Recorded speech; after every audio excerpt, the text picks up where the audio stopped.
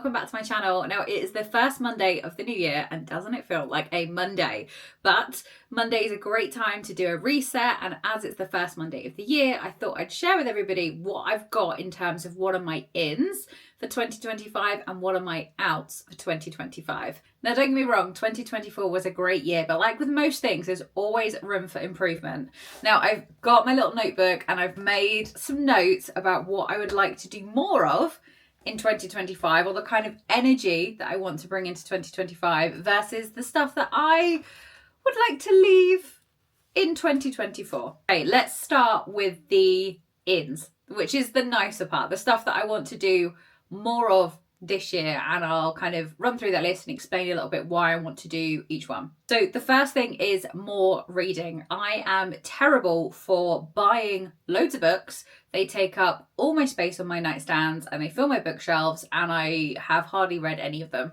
I'm just a sucker for buying a book and then not actually getting a chance to read it. I used to read a lot as a kid. I used to read a lot of fiction as a kid, and I still read fiction when I go on holiday, because it seems to be the only time that I actually get to have any time to be able to read.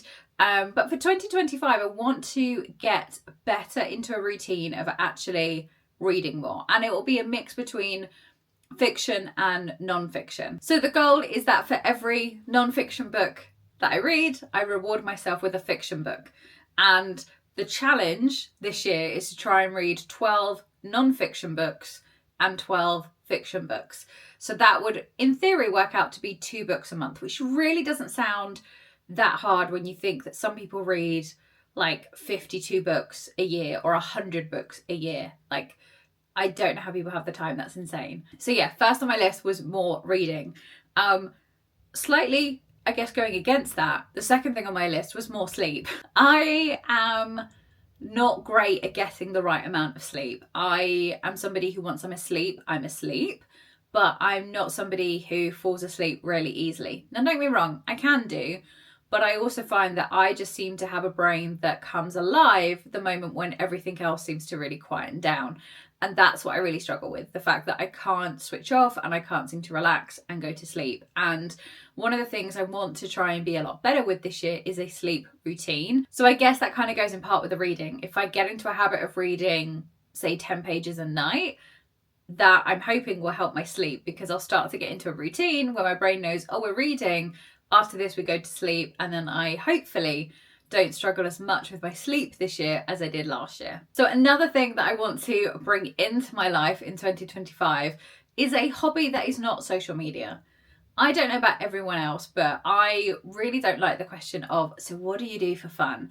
Because it's really hard to explain to people sometimes that what I do for fun is this. I make YouTube videos, I make content that lives on TikTok and Instagram, I, put on a nice outfit and I tell the internet about it.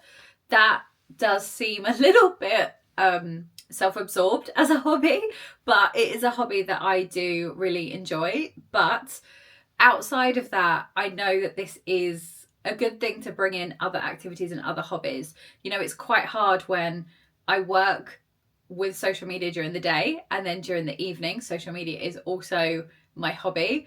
So yeah, it'll be nice to find something that I love just as much as this. Now, I don't actually know what that hobby is going to be yet, but linked to another thing that I want to bring in for 2025 is more movement, and to move my body more. So I'm hoping that that will become my new hobby outside of social media. Now, I don't really know what I want to do when it comes to moving my body more. I, in the past, have done like weight training with a personal trainer, which I have really enjoyed. I've done gym stuff before. I've done gym classes, I've done spin classes, I've done Pilates, I've just, done walking, etc. And nothing has really ever stuck. I've enjoyed it when I'm in the routine. I really like it. But then as soon as I'm out the routine, that's it. My body's like, nope, we're not going to do this again. So yeah, I want to find something that I really enjoy this year, which I then hope will become a new hobby. So another thing that I want to bring into 2025 is actually being more regular when it comes to cleaning my makeup brushes. Yes, I know this is very niche, but I am very guilty of not cleaning them as often as I should clean them. For example, I have been known to leave it a couple of months between cleaning my makeup brushes, which might not sound like a lot to some people, and other people might be literally watching this absolutely horrified. But yeah, so I need to be a lot better with cleaning them. And I can't even complain about the fact that, like, the process it takes to clean them, because I have one of those Style Pro things that cleans them very quickly, very efficiently, dries them pretty much instantly as well. But yeah, I just need to be a lot better with actually carving out the time. It really doesn't even take that long. It's just something that I consistently put off. But not for 2025. I'm going to get a lot better this year. So one of the things that I also want to bring into 2025 is getting a lot better with my email management. Now, I don't mean this in terms of the emails that come in that are work related. I mean the marketing emails that come in. I am a sucker for a marketing email. If I go onto a brand's website and it says, give us your email address for 10% off, I will do it. But I probably won't do it for one email address. I have 3. I'll probably do it for all 3. So what that means is that when I open my inbox at any point during the day, if a brand sent out an email, I don't just get it once. I get it 3 times, which I'm just constantly deleting. And that is a form of a solution, but the better solution would be just to unsubscribe from the ones that I don't need to continue to subscribe to. And also it helps my bank balance, because as soon as an email like that comes in, if I open it and I see something that I like, I'm straight away on the brand's website and it's probably ended up in my basket. Like, I want to be much more better with managing my emails. And then this leads into another thing that I want to do a bit more of in 2025, which is more mindful spending. So I have some big plans for 2025. There are some house and garden updates that I want to do, as well as I need to purchase a new car come April this year. So I need to be really mindful about what I'm spending my money on. I am very impulsive, which is not a good thing when it comes to shopping, because I will just add stuff to my basket. I will buy it. Sometimes I even forget that I've ordered it until it arrives, and that's just not very healthy. So this year I want to be really more mindful with what it is that I'm spending my money on and making just better financial decisions, because yeah, I've got big plans and I really want my money to work for me. I'm kind of slightly over the mass consumerism that I think I've been kind of living in for the past couple of years. I'm trying to be very much more conscious with what it is that I'm spending my money on, and the brands that I'm shopping from and the companies that I'm shopping from. You know, I try not to shop too much from fast fashion. I try to shop independent or pre-loved when I can. So yeah, I just need to continue to be way more mindful about where my money goes this year. And then the final thing that I want to do this year, which might sound like a slight contradiction compared to what I've just been talking about when it comes to mindful spending, is more travel. I went away twice last year, both times to Spain. Both times were like long weekends away with friends. And last year, the house was very much a big priority when it came to my money. And while there is still stuff I want to do in the house and the garden specifically this year, I still want to try and get in a couple of trips this year. Truly believe that travel is one of the only things that you can buy that makes you richer. And I know that I love to travel. I love to go to explore new places. I love to get some sunshine. Unfortunately, obviously living in the UK, we don't have a lot of it.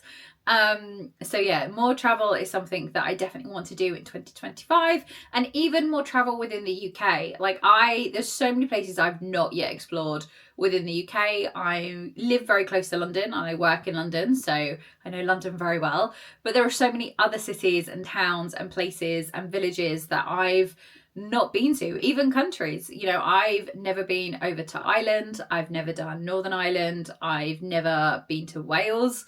So there's so many places that I would love to explore within the next couple of years. So yeah, more travel would be something that I would love to do more of in 2025. Okay, we've done the ins. Now it's time for the outs. These are the things that I'm not bringing in to 2025.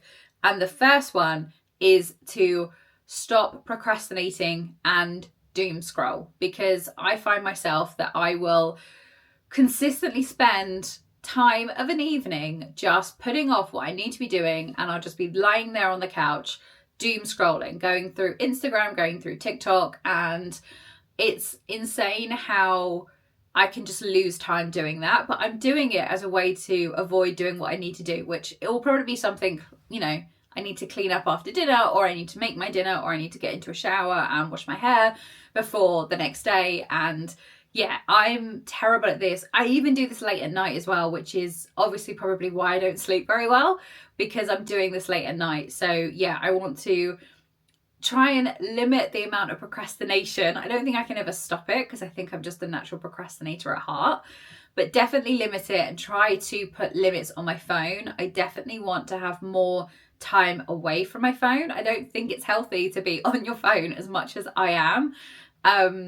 So yeah, I want to limit the amount of time on my phone. I want to stop procrastinating and doom scrolling when I can, especially late at night, because I want to get into a much better sleep routine for 2025. Another thing that I don't want to be taking into 2025 is this feeling that I need to save something for best, whatever best is, whether that be clothing, whether that be shoes, handbags, perfume, etc., candles.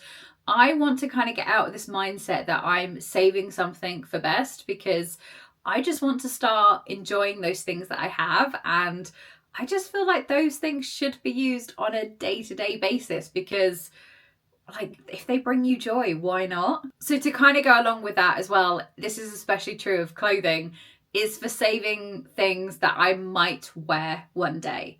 So for example, saving things in my wardrobe for when I might fit into them, or saving things in my wardrobe for when I might be invited to an event at, I don't know, Royal Albert Hall, for example. Like, I have a lot of things in my wardrobe that I keep for things that have yet to happen. For example, if I get invited to a fancy wedding abroad, I already have the outfit. I've never been invited to a fancy wedding abroad though. Or keeping things that I might fit into them, and maybe I will, but I'll also probably, by the time I fit into them, not love them as much and want to buy something different. So I want to make space for things that I truly love within my wardrobe, and remove the things that I'm saving for occasions that have yet to actually materialize. And then the final thing that I'm not taking into 2025 is things or people that no longer serve me. I think this is just a sign of getting a little bit older, but as I'm getting a little bit older, I'm very much wanting to keep the people around me and my circle quite small. For the people that truly love me, support me, cheer me on, are my friends through thick and thin, and are the people that I would call at 3 a.m. if there was an emergency. And I think before this, I used to think that I needed a big wide group of friends, because that's just what people did. But actually I realized that I had a lot of people around me who didn't support me, didn't have my best interests at heart, I don't even think some of them even liked me, if I'm honest. So I'm trying to remove the people that no longer serve me, and also stop doing things that no longer serve me. I would forever say yes to things that I knew I didn't want to do, and deep down would be thinking, God, I really hope they cancel, or I really hope we can't do that thing. So I want to be more firmer with just saying no from the outset, and not putting myself in situations that I don't really want to be in. If I don't want to do something, I should be able to just say no, and that'd be okay. So that has been my 2025 ins and outs. Let me know in the comments below what yours are. I'd love to know what you're taking into 2025 and what you're trying to leave back in 2024. I hope you've enjoyed this video. Please like, subscribe, and all that good stuff, and I'll see you soon. Bye.